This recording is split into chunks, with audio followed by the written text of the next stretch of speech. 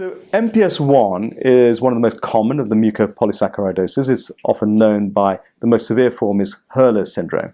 And the defect is a lack of an enzyme, a lysosomal enzyme called IDUA.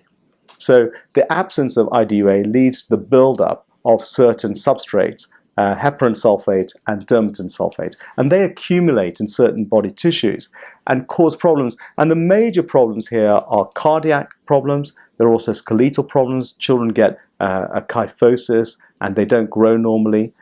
There is also, because of accumulation of these substrates in the brain, in neurons, there is also severe neurodegeneration in this disease as well.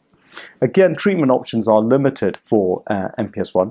There's enzyme replacement therapy, but unfortunately, enzyme replacement therapy doesn't cross the blood-brain barrier and doesn't correct the neurocognitive elements of the disease. And there is also bone marrow transplantation, but again, some of the outcomes are limited in bone marrow transplantation. And so there is a proof of concept study that has started now for using gene therapy for MPS I.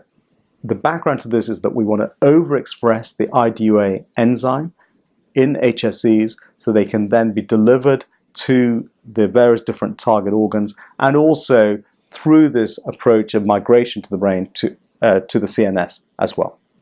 And so far to date, we've been able to see 4 patients who have been enrolled into that study, and the 2 patients who have been treated for the longest period of time, what we've been able to see is in the periphery we have supraphysiological levels of enzyme expression and also a correction of those substrate levels that have accumulated back down to normal levels. So far, anyway, it's early days, but extremely encouraging data showing the biochemical correction.